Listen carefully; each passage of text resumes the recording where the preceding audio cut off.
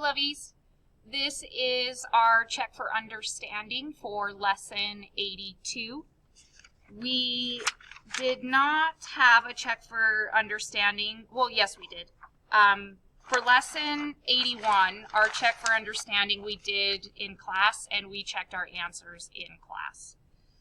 For 82, you had to do a few at home. 82 is introducing bad sampling methods. There's two really horrible sampling methods that we talk about. That's convenient sampling and voluntary response.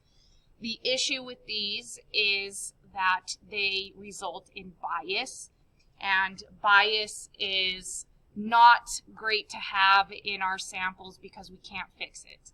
If we have bias, that means that our sample is going to give us a result that does not represent the population, and there's nothing we can do to fix it, so essentially our only option is to sample again if we want to estimate a value about the population.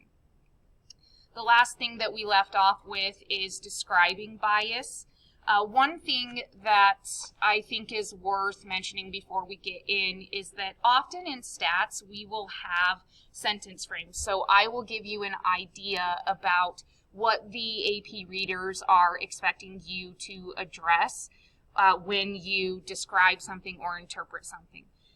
Bias can be a little bit tricky because I have given you some sentence frames or some prompts to make sure that you discuss in your describing bias, but sometimes it doesn't necessarily make sense to word your answer in the way that I have it. So the takeaway from that is you just want to make sure that you do the best that you can to describe that if you use a bad sampling method, your sample likely does not represent the population.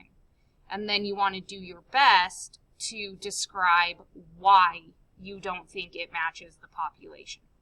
So I gave you these tips. Whenever possible, you want to explain why the method is biased. You want to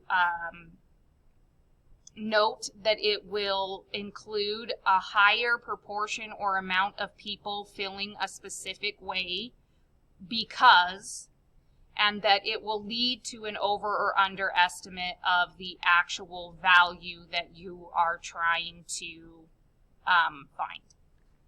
So we practiced here, and one thing that I did not notice the first time that I taught this is that this response for number 1 does not include an important element from this page, and that's the because. So I just want to make sure that I address this quickly before we do the bottom part. So the method for the athletic program problem is biased because it's a convenience sample. And the issue with that is that it will likely include a higher proportion of people who do not agree with the proposed budget cuts to the athletic program. And it would be much better if we said there, because. So I was able to add it in on the lesson video, I believe, but just make sure that you know that it's important that we understand why the sample is not representative. And in this case, it's not representative because these spectators obviously support the athletic program. You want to get a sample that represents all stakeholders of the school. So that's teachers, students, custodians, staff, community members that don't even have kids that go here. So all stakeholders need to be represented, but in this particular problem, we're only choosing stakeholders that we know probably support the athletic program. Down here on the Lou Dobbs problem, we hit all of the elements. So we hit element 1, 2, and 3, and what I'm referring to is this 1, 2, or 3. And then, unfortunately, when we go into the first check for understanding problem, that format doesn't really make sense in the context of this problem. So, how much sleep do high school students get on a typical school night? An interested student designed a survey to find out. To make data collection easier, the student surveys the first 100 students to arrive at the school on a particular morning. These students reported an average of 7.2 hours of sleep on the previous night. So they first ask us, what type of sample is this? It's a convenience sample. Then they ask, explain why this method is biased, and is 7.2 a higher or lower estimate of the true average amount of sleep, and why? Well, the first part of this question about explaining why the sampling method is biased, it doesn't really align with this sentence. Because usually we would say here, this method is biased because it is a convenience sample. But we've already listed that it's a convenience sample here. So then I thought, okay, well, what about this convenience sample causes the issue? So what I ended up deciding to write is, this method is biased because the first 100 students to arrive at school likely do not represent the population of all students. Now, you can start with this. This method is biased because it is a convenient sample. It will likely include, you could continue with that. What I did instead is, this sample could. That doesn't make sense, family. Let me erase that if I can find a pen here in less than an hour. This sample could lead to an underestimate of the average hours of sleep high school students get on a typical, I should have their school night. So this method is biased because these first 100 students probably don't represent the population of all students. If that's the case, this could lead to an underestimate of the average hours of sleep that these high school students get, because I personally think these students probably had to wake up earlier than other students. If they're the very first kids at the school, there's a reason that they're the very first kids in most cases, and maybe it's because they had to be here for a reason, and they probably had to wake up earlier to make sure that they were here. So, there's many different ways that you could have worded this. I could have said, this method is biased because the first 100 students to arrive at school likely do not represent the population of all students, because these students probably had to wake up earlier than other students. So this would lead to an underestimate of the average hours of sleep high school students get on a typical school night. You could try to frame it this way. This method is biased because it is a convenience sample. It will likely include, and then this is where I got a little confused. So it will likely include a higher number of students who get less sleep. Like, I'm confused about how I would word this. I could say it will likely include students who have to wake up earlier than other students because they're the first ones at school. This will lead to an underestimate of the actual mean or average hours of sleep for a high school student on a typical school night. So I guess you could make this work. So, what is the moral of the story here? Because now I'm feeling overwhelmed. If you can use these sentence frames, you should. And if you can, it will usually flow very nicely. If you can't, like in this problem, I didn't feel like it flowed very nicely. I feel like I kind of got like stunted on this number 2. Just make sure that you explain that the sample probably doesn't represent the population and why. Then you want to make sure that you indicate if it's an over or under estimate. Okay? Okay, I wrote a little post-it note for myself because if this sentence frame works, then great, use it. But if it doesn't, the elements that you need to make sure that you include are that the sample probably doesn't represent the population, why, and this would lead to an over or under estimate.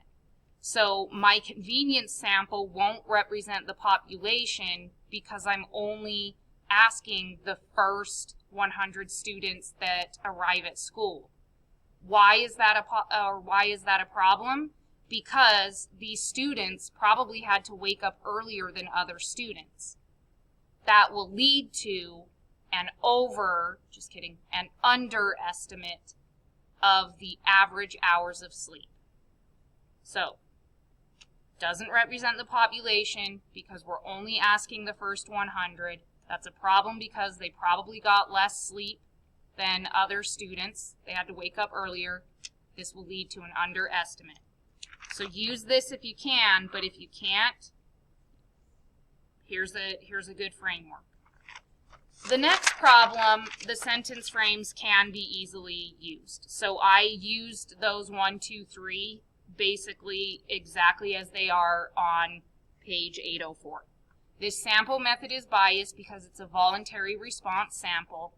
It will likely include a higher proportion of readers who think drivers should be banned from using all cell phones, because readers who choose to go online and vote likely think cell phones should be banned and likely feel strongly about the issue. I feel like I should say probably there.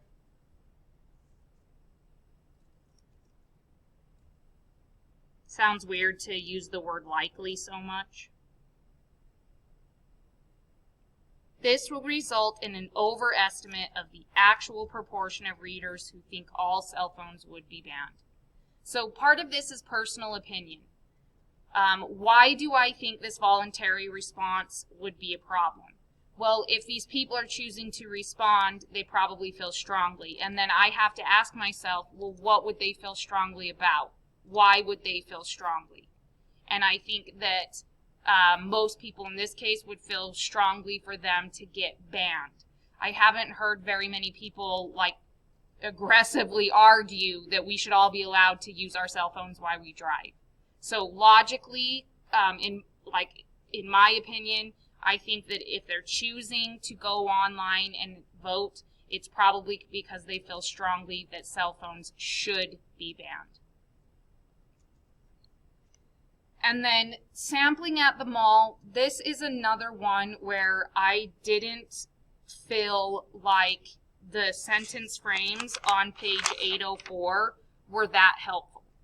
The reason why is because on number 1, it says explain why this method is biased.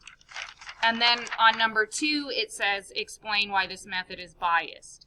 But then on number 3, it says explain why even a large sample of mall shoppers would not provide a trustworthy estimate. So they're not asking us to describe bias. They're asking us essentially, will taking a bigger sample fix this issue of bias? Well, we have in our notes that the issue with bias is that you cannot fix it. When you use a bad sampling method, it can't be fixed. So I framed my answer in terms of why a large sample would not provide a trustworthy estimate. So a large sample of mall shoppers would not provide a trustworthy estimate of the current unemployment rate because the mall interviewer is taking a convenience sample. So it likely does not represent the population. That's the first on my list. It doesn't represent the population. So now I should describe why. For example, if the interviewer is at the mall after 6 p.m. on a weekday, it will likely underestimate the unemployment rate because these shoppers are probably there at night because they work during the day. So it is essential that you put your thinking cap on and you say, well, why might not these people at the mall give an accurate estimate for the unemployment rate? You could say, you could remove the element of time and say that this population likely does not represent, this sample likely does not represent the population because this interviewer is going to the mall. And the mall is a place where people usually spend money. And how do they spend money how do they have money to spend unless they're employed? So once again, this could lead to an underestimate of the unemployment rate. It's kind of like when you describe which is worse, a type 1 or a type 2 error. You really just have to use common sense, put your thinking cap on, and come up with a response that makes sense to you. So, back to my post-it. The sample doesn't represent the population. Why? Either you can use my very specific example, like what if he's there at night? Well, maybe these people are there at night because they work during the day, and in that case, the percent of people unemployed is going to be underestimated. Or you could be more general. This is going to underestimate the unemployment rate because if you're at the mall, you likely have money to spend, and if you have money to spend, that probably came from a job. So you have to clearly explain, why doesn't it represent the population? Will it lead to an over or underestimate? And then in this problem, you have to end with saying, a larger sample will not fix the bias that results from a bad sampling method. You will just end up with more people that do not represent the population. In this case, it doesn't matter if you sample 50 shoppers or 500 shoppers. You shouldn't just be asking people at the mall where people spend money. You should be doing some kind of random sample.